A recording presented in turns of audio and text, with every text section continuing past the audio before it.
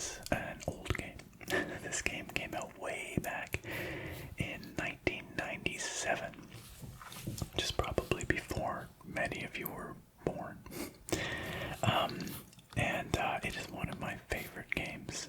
It came out at a time that I was, discovering gaming in a lot of ways, and it was actually the first-person shooter that I ever played through to completion. My parents weren't big fans of FPS games. You must remember that the 90s were, the time of Doom and Quake and these sorts of games that got a lot of media attention for being,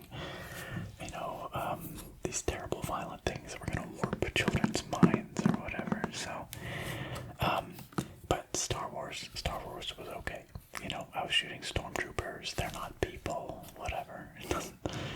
They seemed to think that Star Wars was fine. So, this was my first FPS game. I have wonderful memories of playing through Jedi Knight, and it was released in this collector's edition quite recently by Limited Run Games. Limited Run Games. They do, as their name implies, limited runs of all kinds of modern and retro titles. And they, last year in 2020, they released a bunch of not a bunch, but they released runs for a handful, at least, of Star Wars games, including the Jedi Knight series, and X-Wing and TIE Fighter as well, and Pod Racer too, Episode 1 Racer. So I was really tempted to get a bunch of them. I really wanted to get Jedi Knight 2, Jedi Outcast as well, but they're pretty expensive, and importing them to Canada is even more expensive. And so I exercised restraint, and I got this one because I think for me it is the most, formative game to me. It was the most special, I guess, to me in my gaming history of those Star Wars games they put out. So this collector's edition has all kinds of goodies inside, as you will see in a moment. This box is really, really glossy. It's probably hard for you to actually see what's on the front, so I'll pick it up and I'll show you here. I'll put it at an angle.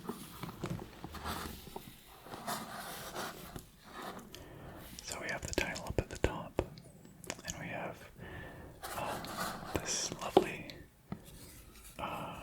Star Wars-y logo with the two hands and the lightsaber and the beams of light shooting out like that. So, this actually took a very long time to get to me. As I mentioned, they put out these limited runs of these games in 2020, and I ordered this back in March of 2020. It is now March of 2021, so this took almost a year to get to me, which is crazy. But part of that is because of the business model employed by Limited Run Games. Oh gosh, all the fingerprints. You can see all the fingerprints. I told you it was glossy. They take the orders first and then they manufacture them. So I think in the best of situations, it takes them months from the time they run an order to the time they get the games to the people who ordered them. But that which must not be named, of course, increased the time. Lots of manufacturing delays and such. So here we are a year later, and I'm finally able to check this out with you guys. This was plastic wrapped. I just took it out of the plastic, but I have not opened the box yet. Let's turn it over and look at the back.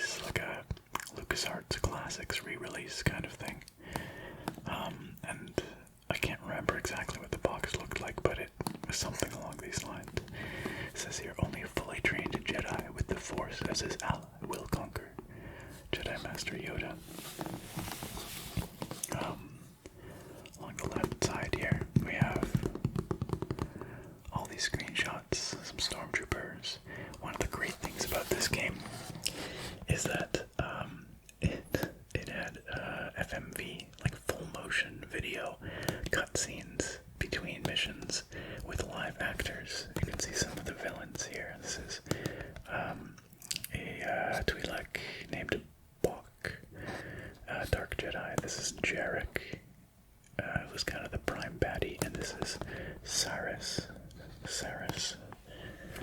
another bad Jedi lady, or Sith, I guess, not Jedi. They were all Sith. A picture of a fight. You can see the lightsabers featured prominently. Here's, I think this might be Jan Orr's speaking to Mon Mothma. Jan is like the partner of the main character, Kyle Katarn.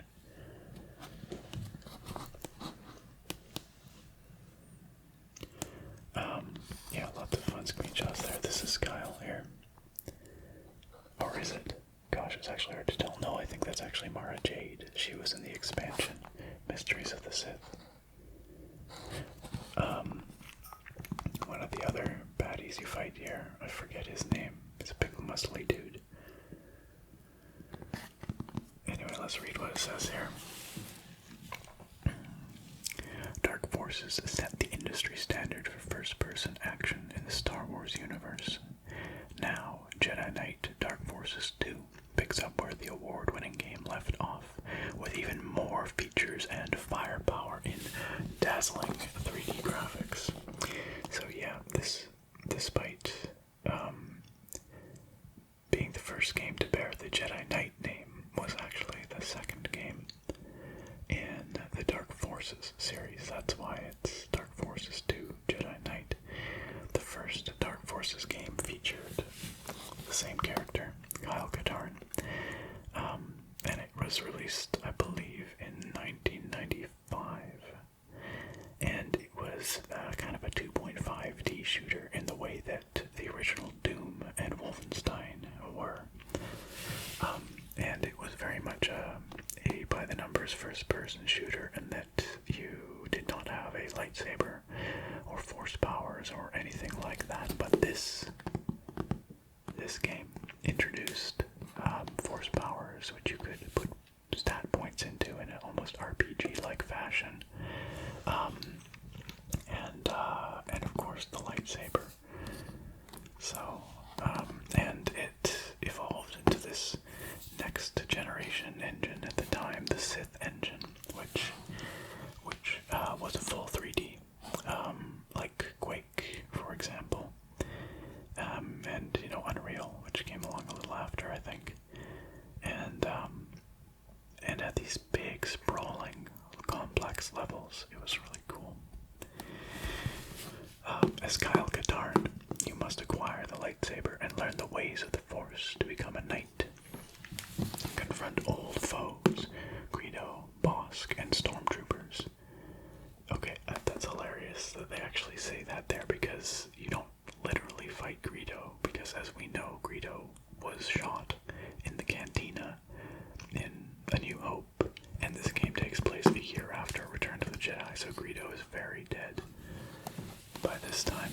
But you do fight Rodians, which look like Greedo, the same species. You fight Trandoshans, which is a species that Bosk is, and you do fight many stormtroopers. And new enemies, 7 Dark Jedi who plan to harness the power of an ancient burial ground for unsurpassed evil. But take heart, your 10-weapon arsenal and over 12 force powers make you a force to be reckoned with. You see what they did there? You see what they did?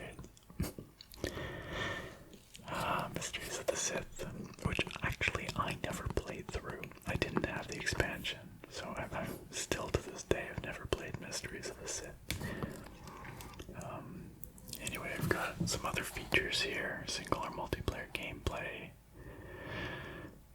all new realistic 3D environments with animated 3D characters and 21 heart-stopping levels. Encounter 7 Dark Jedi, each possessing unique powers. Intense Star Wars action in original stories fraught with danger and adventure. Do you take the quick and easy path as Darth Vader did, or do you take the patient route to Jedi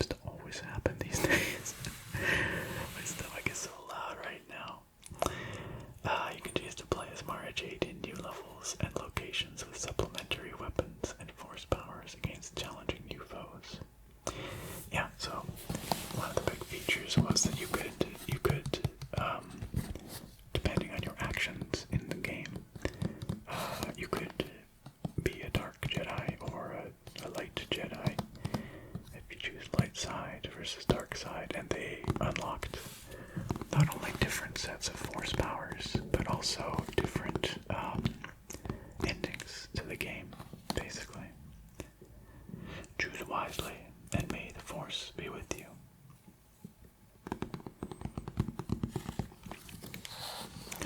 Okay, so that's a lot of preamble. Let's open this thing up. Gosh, so many fingerprints already. I'm gonna have to like wipe this down after if I'm gonna display this. It is so glossy.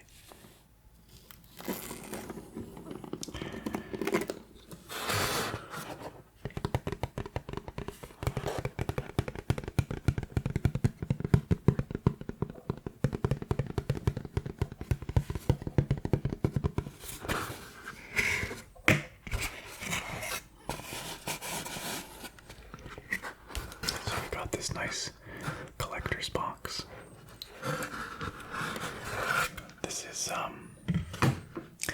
the first product that I've bought from limited run games. I've never seen one of these packages before, so I'm curious to see. I will say they are not especially cheap, but it seems like it comes with a lot of fun goodies. So let's see what we've got. A certificate of authenticity. Star Wars Jedi Knight, Dark Forces 2. Technically, I think the title is Star Wars Dark Forces 2 Jedi Knight. Technically. Limited Collector's Edition. You can see this is number 825 of 1,500 made.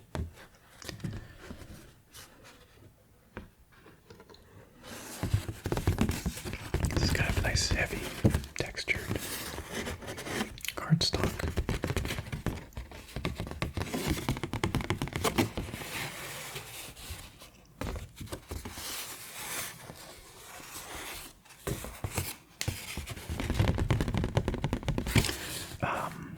I don't know if they plan to make any more of these, like if they'll do subsequent runs.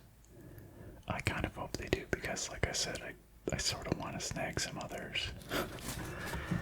Like I would really like to get Jedi Outcast, which was the second Jedi Knight game, the third Dark Forces game. And I'd really like to get X-Wing and TIE Fighter as well. I missed the boat on those ones. They sell out very quickly.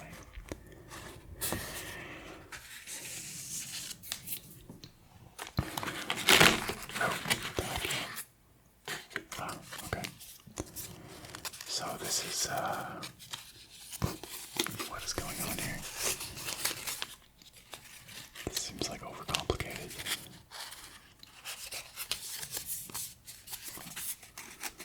Is this supposed to come out here? Sure. I guess it's just a little cardboard holder, but the important part is this right here. It is a coin. A Star Wars Jedi Knight coin.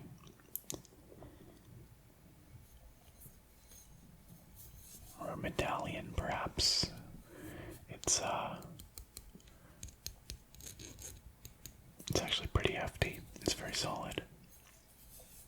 It's a nice little item, although this one has a bit of a blemish on it right there, which is too bad. Maybe you can see. It's right there. But, ultimately doesn't really matter that much. It's just Lucasfilm on the one side, Jedi Knight on the other.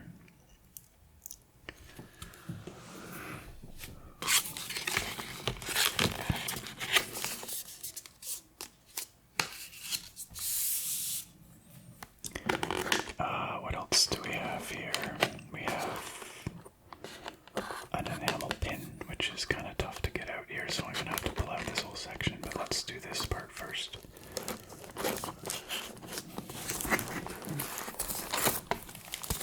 It's got like a little mashed here, I don't know.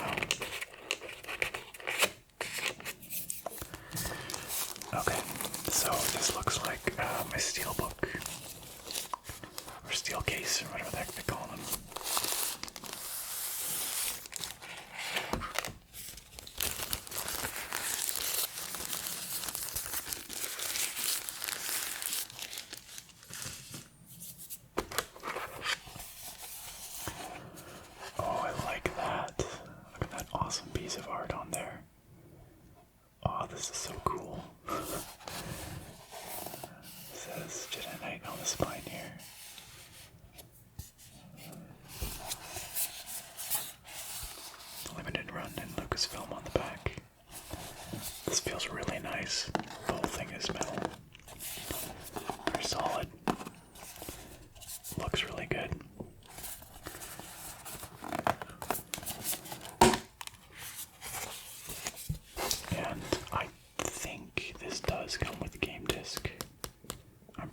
does, but I guess they don't put it in here right now.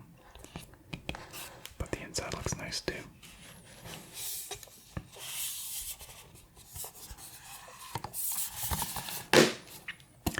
This is a more matte black, which is great. It doesn't pick up fingerprints nearly as bad as the exterior box does. I love that art so much. That's Kyle Katarn. That's Jarek.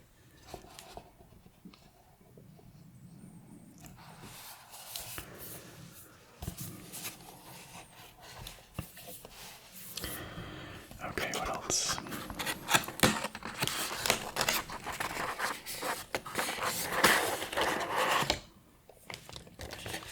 Okay. So we've got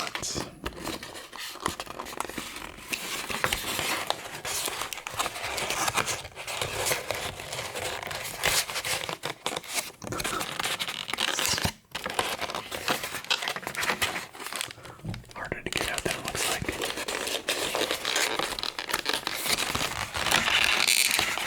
Okay, there.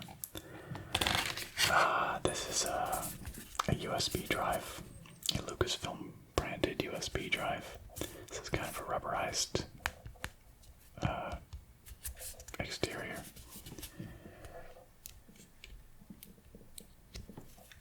And I'm not sure if this actually has anything on it, like any files or anything, or even what capacity is, but like how much space it has. But it really doesn't matter, does it? It's just for the aesthetic. It's probably not the first thing I'd pick to have in a collector's edition, but it does seem like a popular choice for a lot of like game collector's editions. But with like cloud storage being such a thing these days, I barely even use USB drives.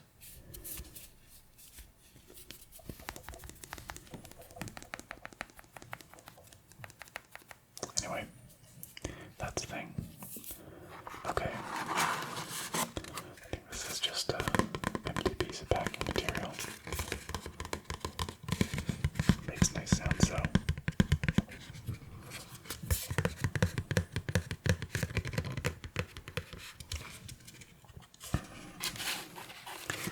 Okay, we can't forget about our bin though.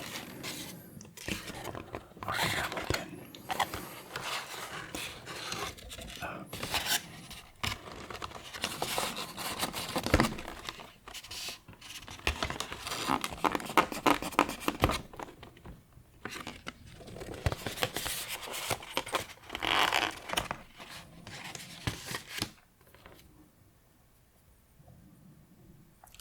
Actually, before I put those back on, you can see on the back here, again, it says Lucasfilm and Limited Run Games. This game was developed by LucasArts back when they still existed. Back in the day. So, this enamel pin is quite lovely. I don't know if I'd like wear it on. I guess I would. I'd put it on a backpack or something. It's got the green and red lightsabers crossed here. Reminiscent of the logo on the front of the box with sort of the rays of light coming out. Looks nice. My stomach agrees. Okay, let's get these out of the way. Put them over there. Okay, and then as you can see, the game itself is in this awesome packaging that makes it look just like one of the old action figures, like the old Kenner action figures, eventually Hasbro. And I believe that you could actually order this in two versions. You could get this fancy edition, which I have here, or you could order just this basic standard edition, which doesn't come with all the extra stuff that I've got here, but comes with this, the game in this this action figure-like packaging. They've got it just down to a T with the label here. It's all very nostalgic, very 90s, which is awesome.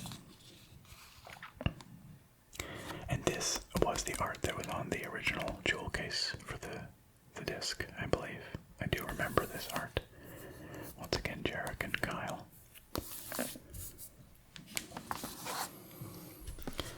And they make this packaging in such a way that you can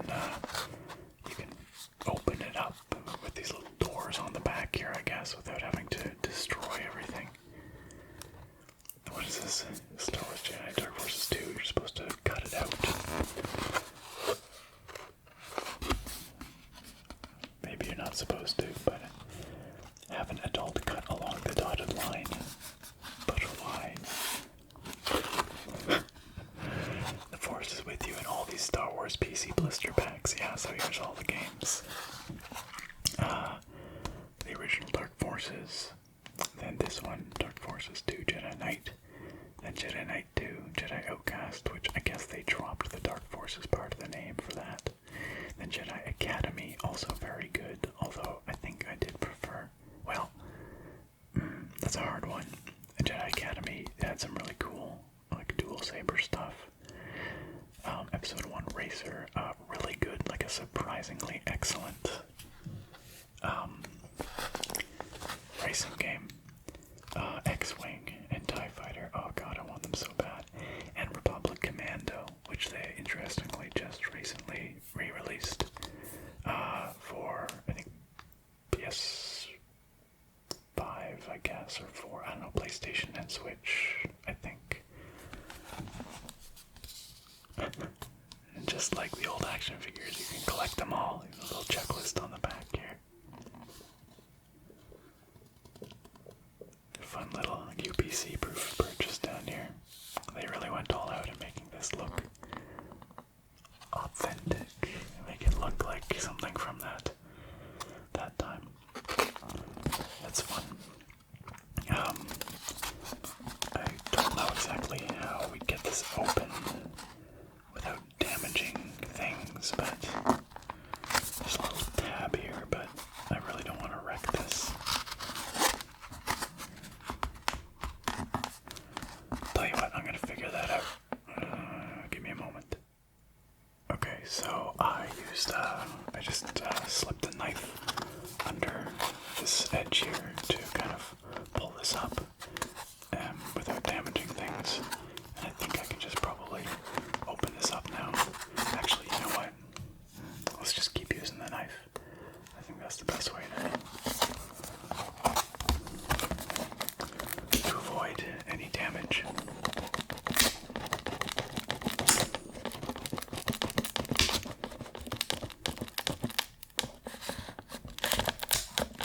There we go.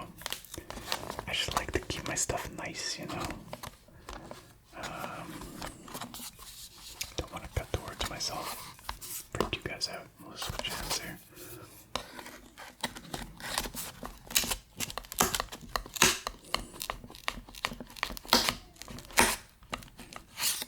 There we go. We'll do the same thing on the other side.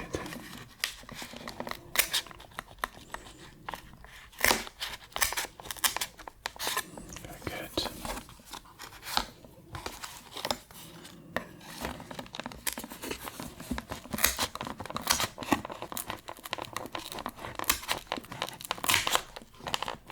Okay.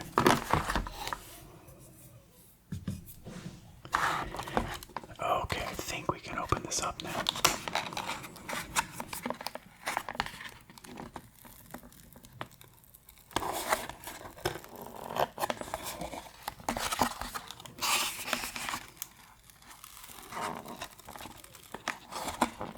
Oh, and I managed to slice the cellophane wrap with the knife as I was opening it, but that's okay.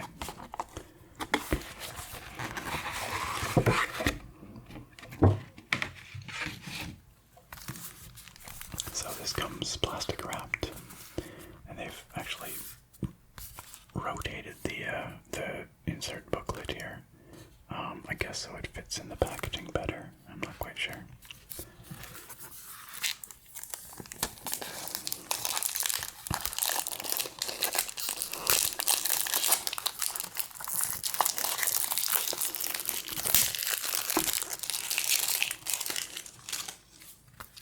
Such a crinkle.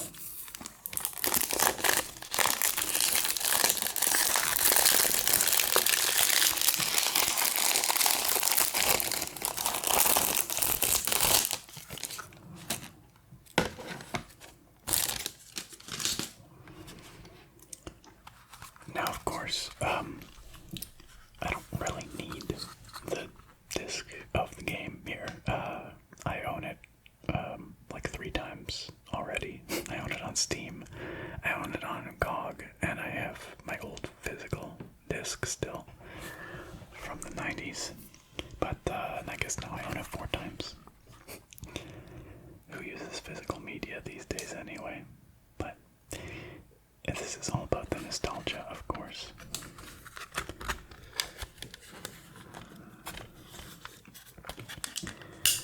There's our game disc.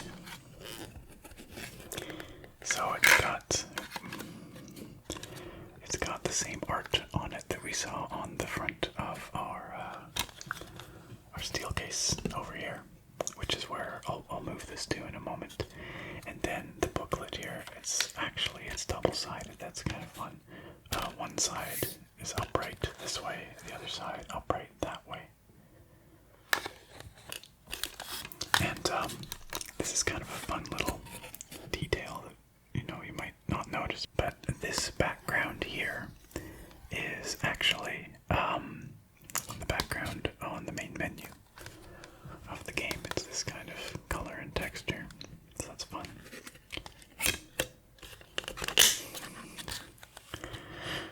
Let's slip this out, our little insert booklet here, and see what it says. I guess it's maybe like the original game manual, I'm honestly not sure. And just like back in the 90s, getting these things out of the jewel case is freaking nearly impossible. There.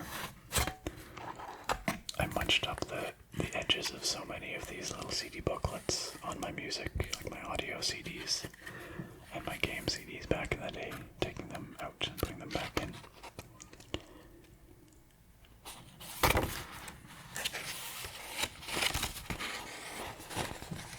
I think this is the original manual. It really has that look about it. That's fun. These are all the weapons. Thermal detonators, bowcaster, repeater rifle,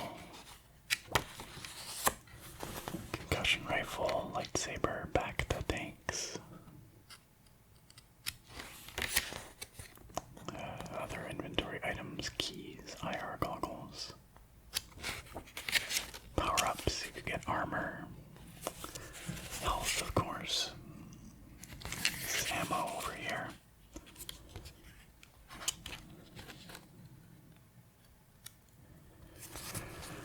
This is what I was mentioning, the force power menu, where you assign your stars. So you get stars for completing levels, and then you also get a bonus additional star if you find all the secrets in a level. There were sort of hidden secret areas, and there were usually, 3 to 6 per level, kind of.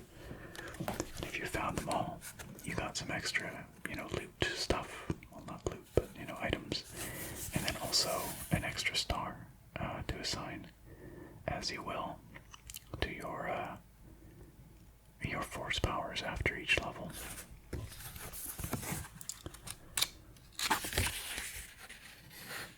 And force powers were like, the light side got like healing and like persuasion and stuff. The dark side powers were like force lightning, choke, that kind of thing. Then there were neutral powers, like these ones here, which were like Jedi, like force jump and speed and things like that. You could pull enemies' weapons out of their hands. This was honestly, it was the first game that really, in my mind, served that Jedi Knight Power Fantasy. It was really, really good.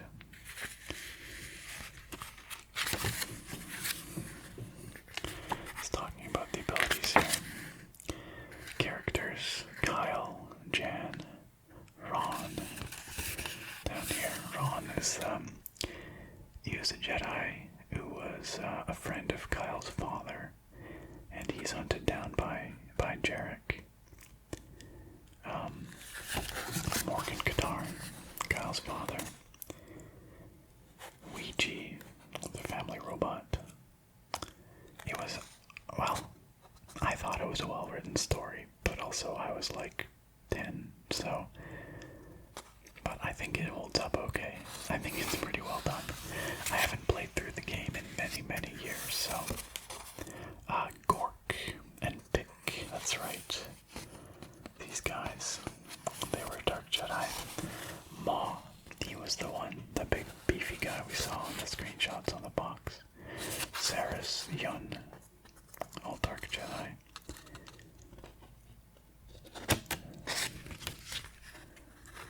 Gamorreans, lots of Imperials. Tuskens, droids. There are, like non-hostile NPCs throughout the levels as well, which are just there to, I guess, populate the levels. But if you go around indiscriminately killing them, it will, move you towards the dark side. Ugnaughts, just other civilians, things like that. There's a lot in here. I'm gonna take the time to read through because it's just so nostalgic for me, but I won't do it in this video. It would take forever.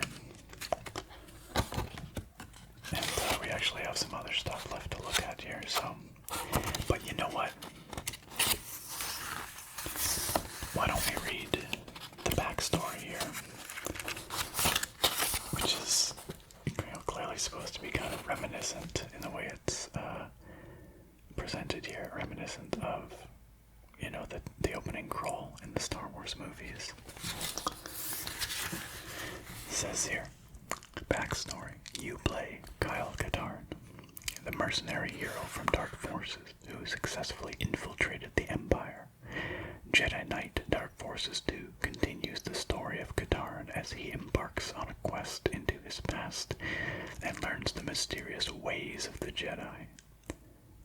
Soon after the destruction of the Emperor and Darth Vader, the Jedi are rising once again. Your father has been murdered by Jarek, the most powerful of 7 Dark Jedi. Jarek wants to unlock the Force energy of thousands of past Jedi Knights held in a hidden Jedi burial ground. Your father died keeping the burial ground's location a secret from Jarek. As Kyle, you must stop Jarek's evil quest and avenge the death of your father. This task forces Katarn to decide his destiny. If he chooses the dark side, he will come into enormous power. If he chooses the light side, he faces seemingly insurmountable evil. Whatever path Katarn chooses will change the face of the galaxy forever. When Kyle initially discovers the Force, he is uncommitted to either side. Eventually, he develops his Force powers and must make a choice. During the game, your actions help determine your alignment to either the dark or the light side. I think that says of the light side. Yeah, it absolutely does. There's a typo there. If you choose the light side, you want to stop Jarek from unleashing his evil on the galaxy. If you choose the dark side, you'll want to stop him and seize the power for yourself. To find the powerful burial ground, you'll need to follow scant clues left by your dead father and his allies. Along the way, you aspire to become a Jedi Knight yourself, though whether it's a good or an evil Jedi is yet to be decided. It's a little cheesy, but it's fun. It's definitely fun.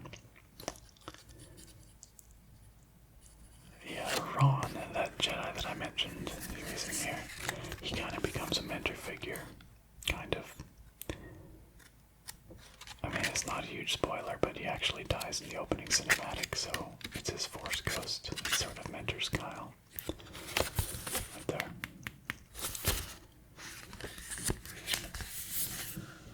So I think they present this way or this way. I guess maybe so you can. No, actually, it's not going to fit in here very well either way. Or does it? I guess it fits this way, maybe. I don't know. Yes, that does fit. Okay. We're gonna just say that's why. And then, pull this out of here, too.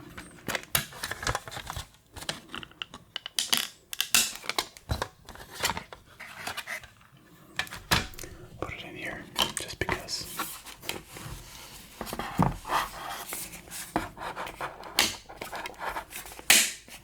There we go.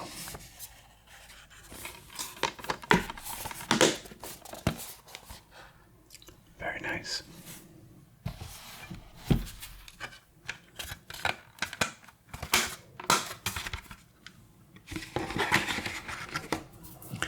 Okay, now we have a few other items in here.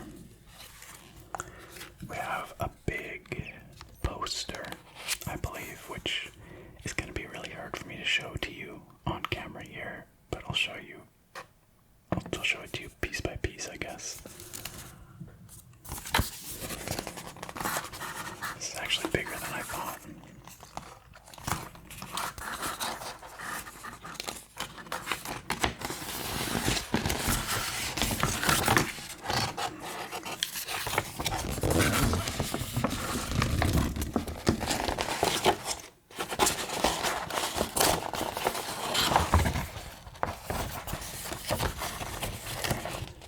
So as you can probably tell, this is the art from the jewel case. No, from the insert booklet there. Got a very angry Jarek.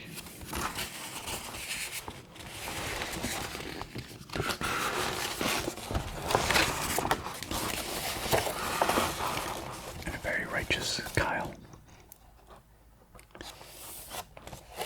And then this is double-sided, I think, if we turn it over.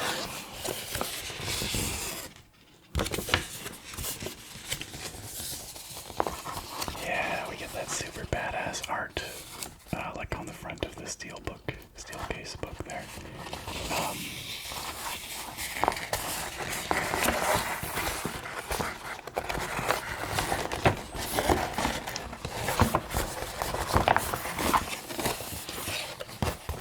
Once again depicting Kyle and Jarek, this time duking it out in the Valley of the Jedi.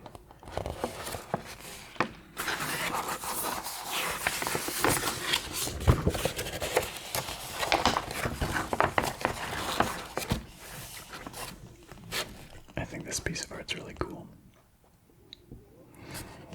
So that's a fun poster. It smells very inky. I like the inky scent.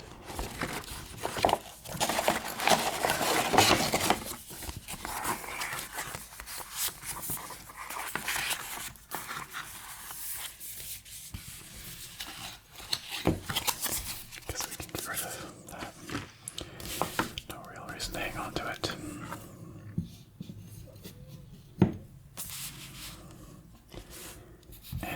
And that's not it. We've actually got a few more items in here. We got some art cards.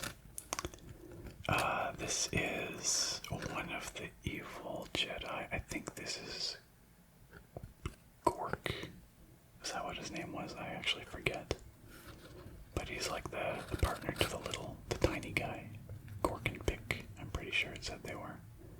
It looks like he's got his saber actually mounted on his wrist. That's kind of cool.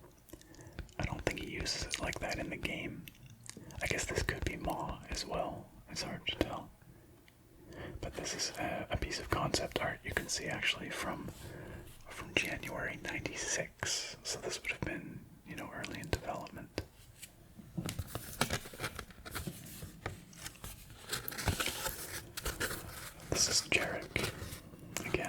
He's the main antagonist. And he wears this weird cloth. It's almost like a blindfold, but it's very thin. It just covers his eyes, but you can never really see his eyes.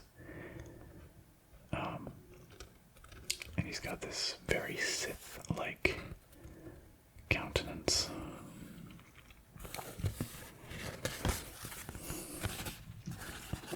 And then this is AT-88, who is an information broker droid that you encounter early on in the game. And I guess he's got like a big pet beastie here, which never appears in the game from what I remember, but still a fun piece of concept art. You encounter him on Nar Shaddaa. Those are fun. They're pretty robust cards.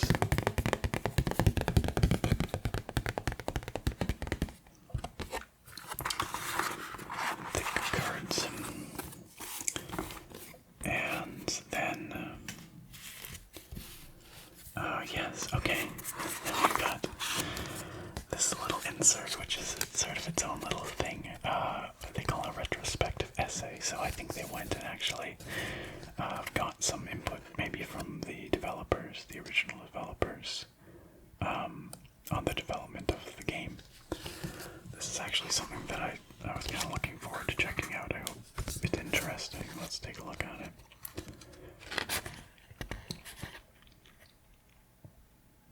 Words from Edward Evans Thirlwell. I'm actually not sure who he was or is, presumably still is, but I'm not sure what his role was in the development of the game, if it was at all. No, maybe not. Maybe he's just some guy. I have no idea. Well, let's read the essay that Edward has written for us. If much of Star Wars unfolds well beyond the atmosphere, it is still a fiction enthralled to the city and to fictions of the city. Among the franchise's most decadent backdrops is Coruscant, the planet-sized galactic capital whose gauzy, polluted horizons and crisscrossing threads of aerial traffic take obvious inspiration from Blade Runner and Fritz Lang's silent masterwork, Metropolis. Jedi Knight's Nar Shaddaa port isn't quite as grand, but, like Coruscant, it rests on the modern concept of the vertical city, with differences of wealth and station bluntly manifest as layer upon layer of architecture. If this is a vertical city, however, it is a provocatively porous one designed to facilitate upward movement in an unwitting literalization of social mobility. Nar Shaddaa, which also features in the original Dark Forces, is spread across 2 levels. You begin in a booth along one wall of a scuzzy underworld bar, as mercenary turned rebel champion Kyle Katarn is ambushed while searching for his father's killer. From there, the level takes you on a journey through the port's inner workings, spiraling up towards its highest places like a swimmer returning to the surface. This results in a pleasing variety of play spaces threaded together in a way that anticipates the unity and cohesion of Valve's Half-Life, released a year later. There are graffiti-spattered warehouses where deviously arranged shipping containers create hiding spots for grand mobsters.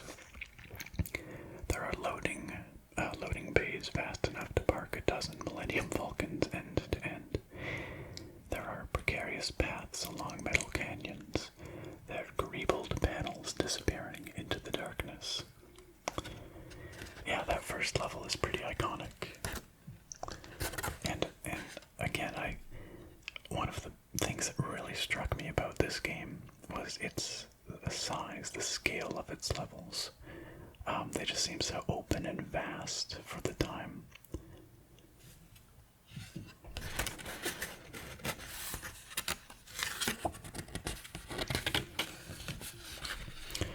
Also, bear in mind, only a year later, Thief would release, and that game had even Jedi Knight beat, I think, for open and vastness of its levels, or at least for non-linearity.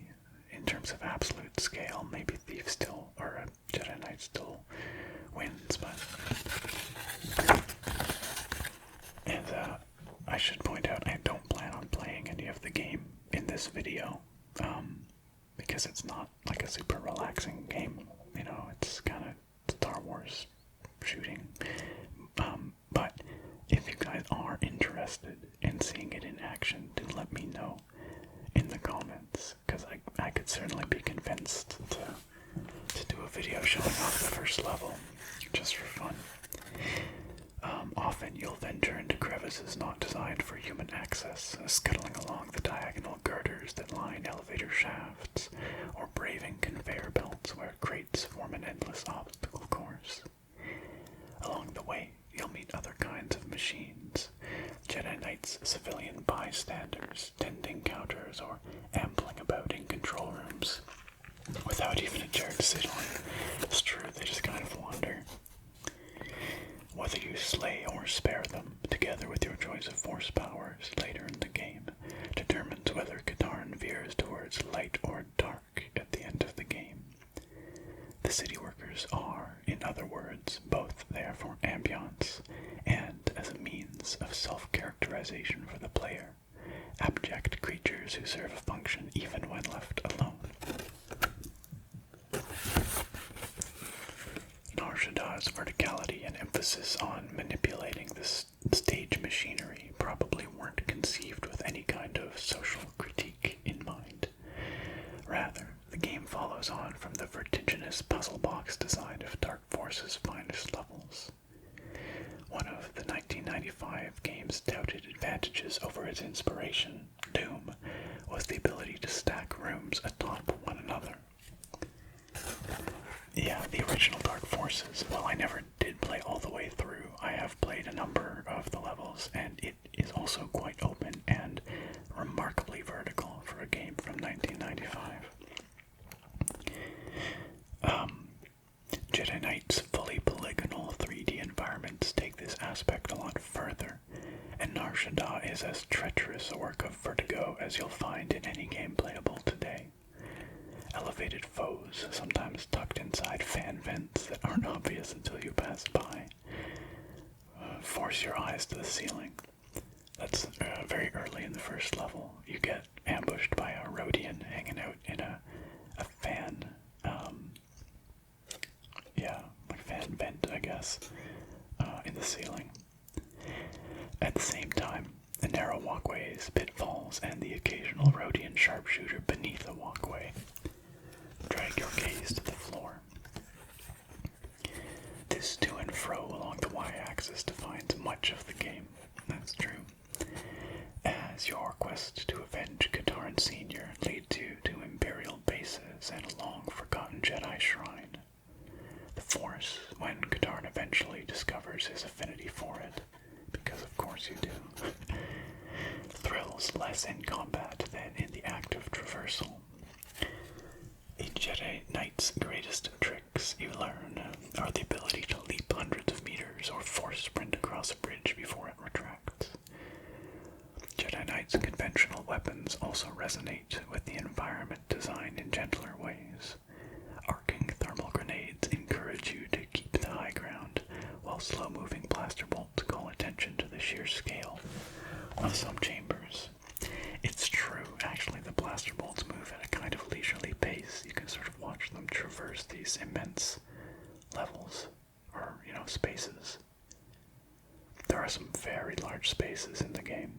Yeah, it's definitely bigger than Thief now that I think about it. Sure. Another thing learned while escaping from Nar Shaddaa is that Jedi Knight's soundscapes are as important as its landscapes. The audio's richness is necessary for the newly complex and precipitous terrain to be readable. The game was one of the first to make use of 3D audio technology, allowing players to more easily track unseen threats in the world of blind corners and overlooks. Enemies have telltale sparks when moving to intercept you, and some obstacles must be overcome by ear alone. During a palace escape later in the game, you listen out for the cessation of a turbine before dropping into a wind tunnel. That's right, I completely forgot about that. While crossing the palace roof, a screech of engines heralds the stooping of a TIE bomber. TIE should be all capitalized. TIE, twin ion engines. Stay on brand. Environments like Nar Shaddaa reveal the subversiveness of video game level design that occupies real or fictitious social space, even in the absence of intent. The race to the city summit may have been designed to entertain, but in asserting the player's right to get from A to B, Jedi Knight challenges the rigid stratification of the metropolis that surrounds them. The horizontal city is all about connections. The vertical city is all about separation, the writer Peter Franklin notes. The arterial function of the street is replaced by that of the elevator, literally and metaphorically an instrument of top-down control. There are a lot of elevators on Nar Shaddaa, and precious few streets, but there are connections here aplenty for those with the wit and agility to find them. And there's that piece of art again. It says here, art restoration by Jan Hofmeister. My stomach gurgles in agreement. That was kind of fun. I mean, that's actually not what I thought it was going to be. I thought that they were going to have one of the original dev team or something commenting on their experiences, but Edward Evans Thirlwell, whoever you are, maybe you guys know who Edward is, but Edward, whoever you are, that was well written and fun. Even if I think the thematic aspect, the connections and such, verticality and social stratification, maybe a little bit of a stretch, but yeah, I do agree that probably wasn't intended in the original design of these levels, but it does make for some interesting commentary, and I thought the article was well written, or the essay. Anyhow, that's it, ladies and gentlemen. That is the whole thing. So, I had fun. That was a fun little trip down memory lane, and I think I am gonna go fire this game up again. I've started it many times over the years since I originally played it, but I never get that far in. I just play the first level or two, and I'm like, yes, get my dose of nostalgia, and then drop it. But maybe I'll give it more of an earnest run this time.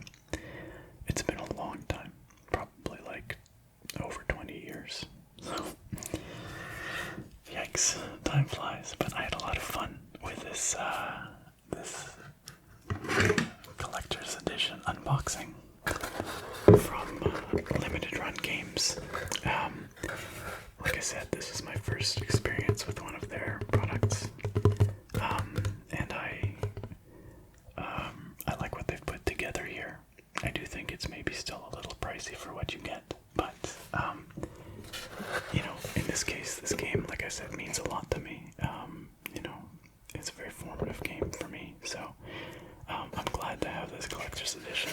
I think it's really cool. I will display it proudly on my shelf, and I'm definitely gonna keep an eye out to see if they do put out a second run for either Jedi Outcast or TIE Fighter, because TIE Fighter is another one of those really formative games for me that holds just such a special place in my gaming history.